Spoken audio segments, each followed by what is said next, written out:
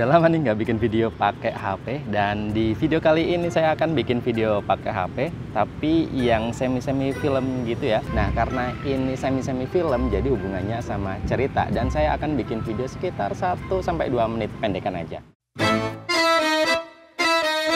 Buat efek asap-asap, mic-nya saya deketin. Halo? Ini saya bukan lagi scrolling ya, bukan lagi mainan HP, tapi saya lagi nyari inspirasi ya untuk alur ceritanya itu kayak gimana, untuk alur filmnya. Dan saya udah dapat untuk awalannya itu kayak semacam lagi gelisah menunggu sesuatu dan divisualisasikan dengan dramatis. Filmnya nanti ada adegan dialog di telepon ya, saya udah nemu ceritanya. Dan karena itu saya butuh audio, dan kebetulan di sini saya baru dapat kiriman audio mikrofon dari DJI, yaitu DJI Mic Mini.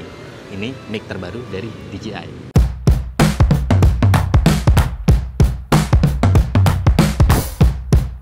Ini gokil sih, DJI bikin mic sekecil ini cuy.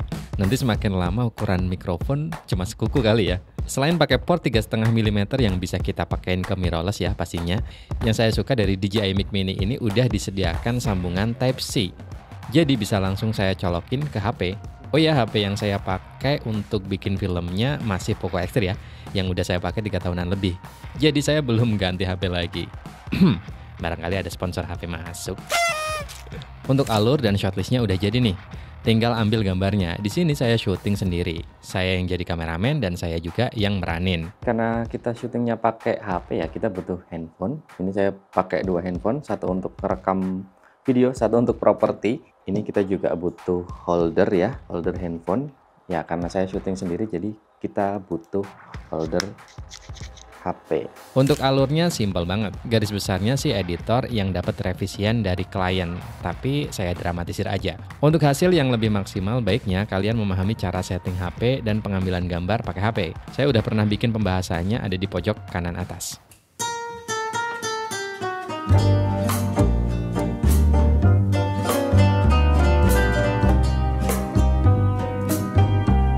Untuk pembuatan filmnya semuanya saya ambil di rumah ya, karena di rumah juga kondisinya nggak sepi-sepi banget alias berisik ya. Di rumah ada suara kendaraan, ada suara orang-orang sekitar rumah. Jadi kemungkinan saya pakai 2 metode. Yang pertama saya rekam audionya langsung untuk backup, dan yang kedua saya dubbing nanti ya. Buat efek asap-asap kita bakar sedikit kertas ya.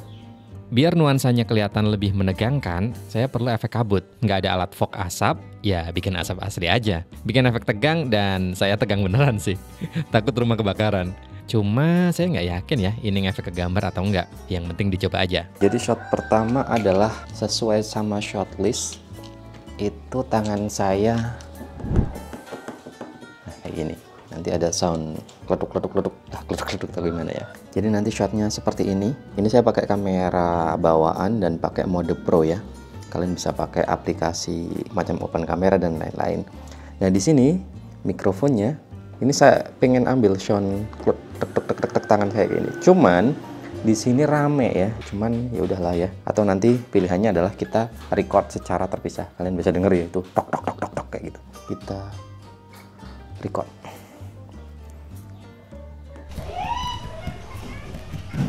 Jadi ini saya mau merekam audionya secara terpisah alias dubbing lah ya. Karena tadi ketika saya syuting itu berisik banget, nggak cuma noise-noise biasa. Jadi saya putusin buat dubbing untuk audionya. Untuk noise cancellingnya ini bisa dilihat warna kuning ketika saya on kan, ini mati. Ini tetap akan saya on kan untuk noise cancellingnya, karena di sini ini malam-malam juga ada suara cirit-cirit seperti itu ya, karena ini di kampung. Dan ini untuk noise cancellingnya sudah 2 level. Ya, harusnya ini akan lebih baik lagi.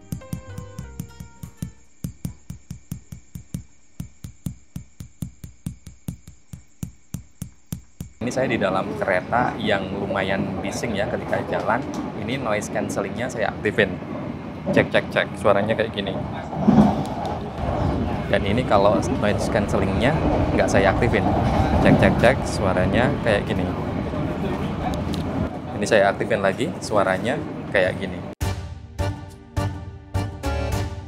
Kaki saya nanti kayak gini. Ini bagusnya pakai sepatu lah ya, sendal lah ya. Mic-nya saya deketin.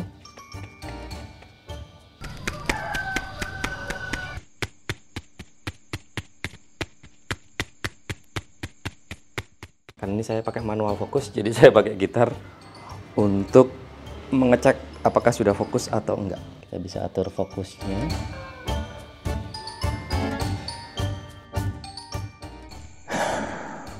Ini fokusnya lebih ke handphone ya, handphone sebagai foreground dan saya sebagai backgroundnya.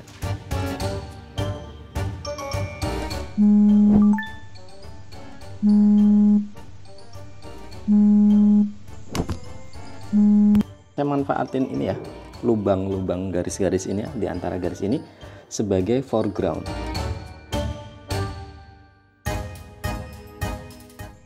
Halo? Halo? Gimana hasilnya? Ini perlu revisi lagi.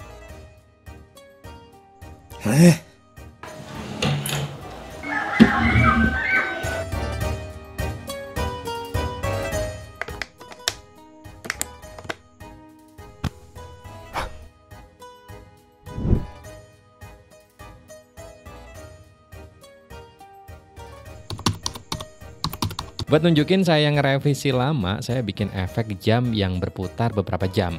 Ya tentunya saya putar sendiri jamnya. Bisa aja kita bikin timelapse tapi kelamaan lah ya.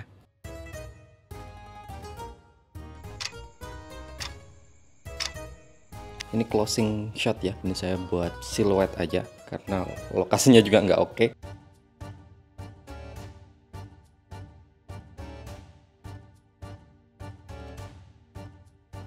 Ini cuman adegan ya, jadi disclaimer, saya nggak pernah banting HP kalau ada revisian. Lagian aman juga ya saya banting di boneka, dan ini HP yang udah rusak juga. Gimana hasilnya, Pak? Kayaknya bagusan yang sebelumnya.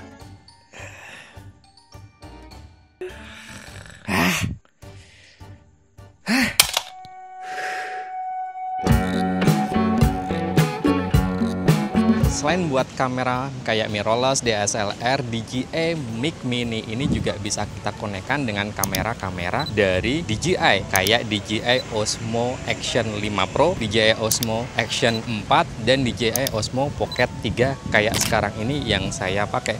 Jadi ini transmitter saya langsung konekkan ke DJI Osmo Pocket 3 ini, nggak perlu pakai receivernya. Jadi misal kita beli cuman transmitternya aja juga udah cukup. Ini akan menghemat biaya banget. Selain itu yang saya suka ada fitur automatic limiting to prevent audio clipping. Itu artinya kita bisa melimitkan audio clipping. Audio clipping itu suara yang over ya, yang jebret gitu lah ya, yang merah untuk level audionya. Dan di DJI Mic Mini ini sudah ada fitur untuk menghalaunya. Dengan ukuran yang kecil, yang lebih kecil dari DJI Mic 2 ya, pastinya ini lebih kecil banget. Penggunaannya lebih enak, lebih gampang, lebih nyaman dipakai. Ini cuma 10 gram ya, kita bisa pakai dengan nyaman di sini. Atau biar nggak kelihatan, kita juga bisa taruh di dalam. Misal kayak gini juga bisa. Untuk film ini saya syutingnya cukup singkat ya, cuma 3-4 jaman ya. Tapi kalau untuk film yang lebih panjang pastinya akan lebih lama lagi. Tapi kalaupun kita syuting lama itu kita nggak perlu khawatir baterai mic-nya habis ya.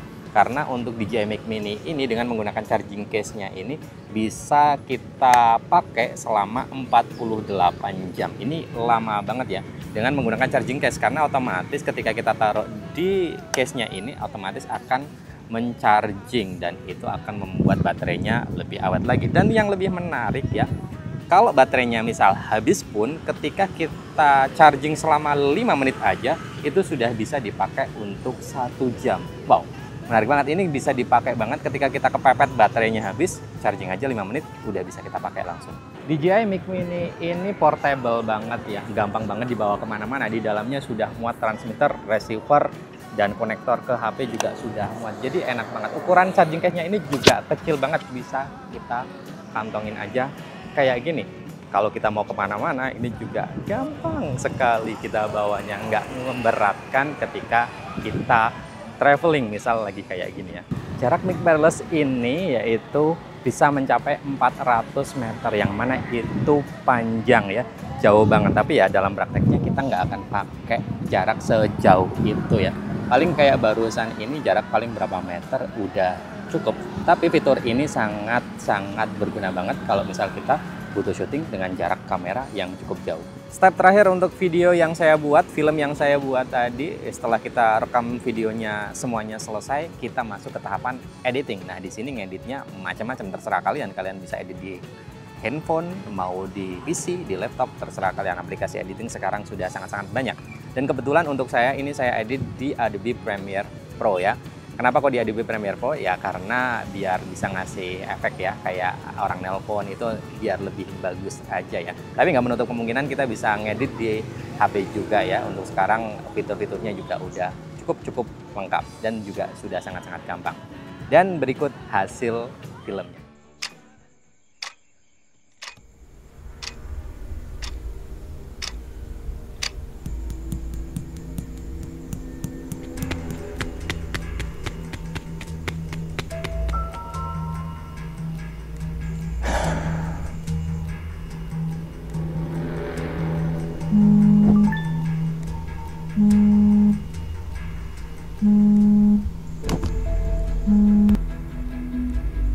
Halo?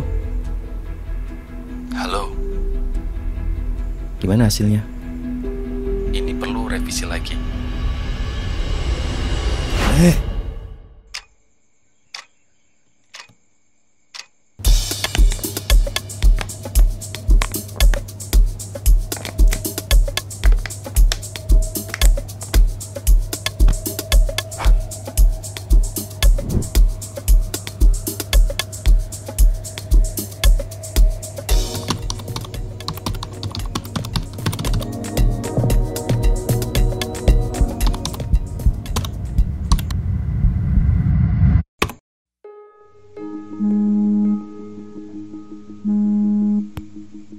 Gimana hasilnya, Pak? Kayaknya bagusan yang sebelumnya.